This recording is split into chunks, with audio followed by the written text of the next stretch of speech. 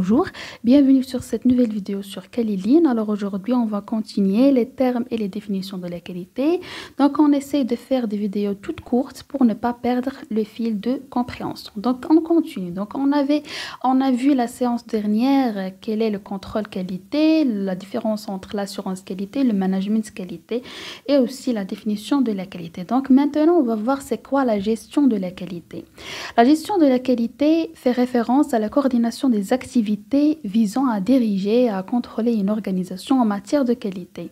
Cela comprend la formulation des politiques qualité, la définition des objectifs de la qualité et la mise en œuvre des moyens nécessaires pour atteindre ces objectifs. Donc, la gestion qualité, c'est pas le management de la qualité. D'accord? La gestion de la qualité, elle est définie comme la politique qualité suivie par la société. Par exemple, si on a le même produit, par exemple, on prend le cas de même produit, c'est un produit par exemple du jus d'orange qui est produit par deux types d'entreprises, donc, mais on peut trouver que le produit elle est différent, donc il a un goût qui est différent, il a le design du packaging par exemple ou du package qui est différent, d'accord?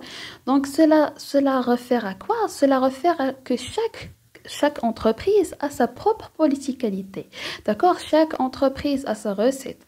Chaque entreprise a sa culture. D'accord? Donc, la gestion de la qualité fait référence à la politique qualité. Ça n'a rien à voir au terme du management. D'accord? Donc, les caractéristiques, ils se caractérisent par des objectifs de la qualité, des politiques de la qualité. Généralement, la politique de la qualité pour guider. Dans notre cas, chaque société suit son propre plan de qualité et aussi des révisions régulières de performance de processus de qualité. Donc, la gestion de la qualité définit globalement la politique qualité suivie par une entreprise. L'autre thème, c'est le système de management de la qualité. Donc, le système de management de la qualité est un ensemble de politiques, de processus et de procédures nécessaires à la planification et à l'exécution de la production dans les principaux domaines d'une organisation comme la qualité produit-service, la satisfaction du client, la conformité réglementaire. Un système de management de la qualité est souvent basé sur des normes internationales comme l'ISO 9001. Donc, le système de management de la qualité, c'est tout le système documentaire du management de la qualité qui se réfère à une norme. Par exemple, on a pris dans notre cas la norme ISO 9001.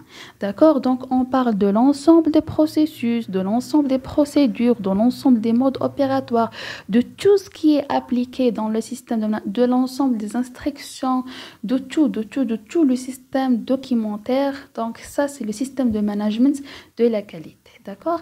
Il se caractérise par la documentation, qu'on a déjà dit tout à l'heure, les rôles et les responsabilités, parce qu'une norme note sur les rôles et les responsabilités par des audits. Et si j'ai bien aimé d'ajouter des autres définitions qui sont quelle est la différence entre un processus et une procédure.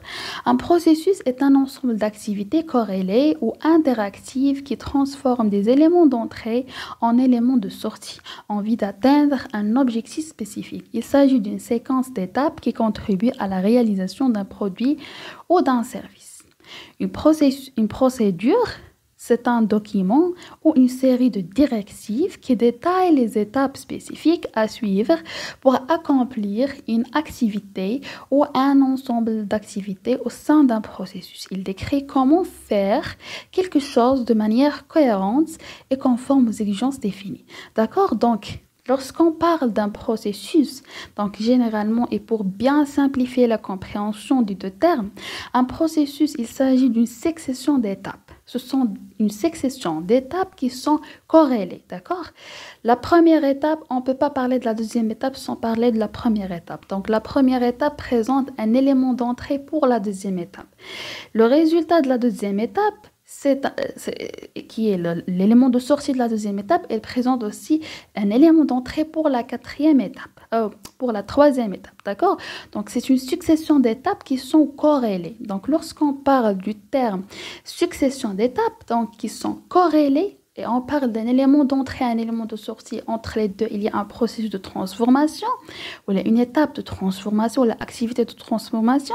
Donc ici, on parle d'un processus. Mais pour une procédure définit le comment. le comment faire ces étapes de processus. Donc, je vais donner.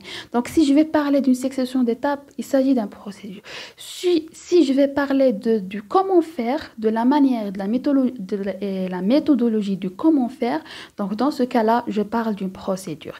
Ici, je donne un exemple.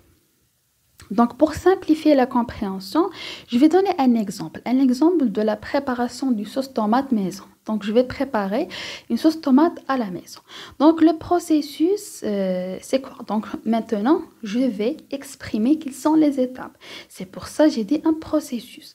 Donc, la première étape, c'est l'achat, par exemple, de la matière première. Donc, je vais acheter des tomates et des ingrédients. Aussi, donc, après, donc, ces ingrédients, ces matières premières, ils vont subir une transformation. Donc, on va appliquer la recette. Et puis, donc, on va conditionner la sauce tomate par la mise en bouteille, donc pour la conservation. Mais donc, vous voyez que j'ai parlé d'une succession d'étapes. Je ne peux pas parler de la transformation, c'est-à-dire l'application de la recette, sans parler de l'achat de la matière première. Parce que je vais faire quoi? Je vais faire la transformation de quoi? Et donc, je ne veux pas parler de du conditionnement sans transformer, sans appliquer la recette et réaliser la production de la sauce tomate. D'accord? Mais je vais dire que je vais acheter la matière première, je vais appliquer la transformation, je vais faire la mise en bouteille. Mais je n'ai pas exprimé le comment.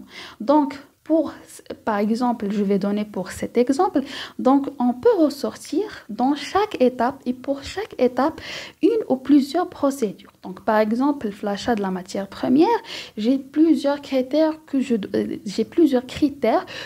dois les respecter. Par exemple, les tomates. Donc par exemple, j'exige par exemple un type de tomates bien précis. Par exemple, je vais choisir les tomates cerises, par exemple, un type d'ingrédients bien précis, d'accord? Donc ici, je dois avoir une procédure contrôle d'achat de la matière première, d'accord?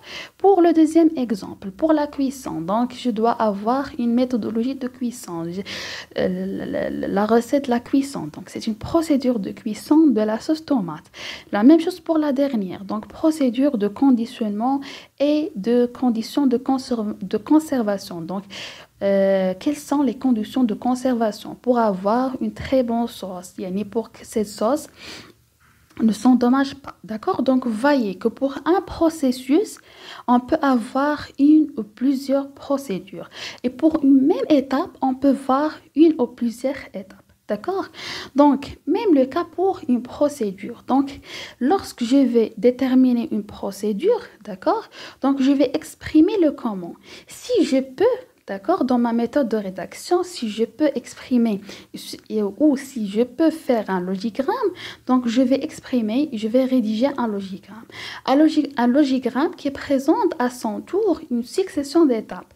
Donc, qui dit succession d'étapes dit un processus. Donc, une procédure aussi peut avoir un processus dans son contenu dans sa méthodologie.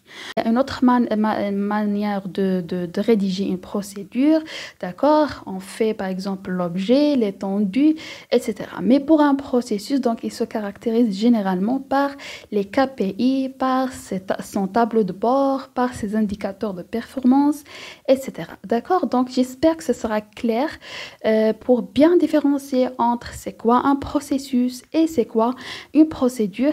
Et à la prochaine.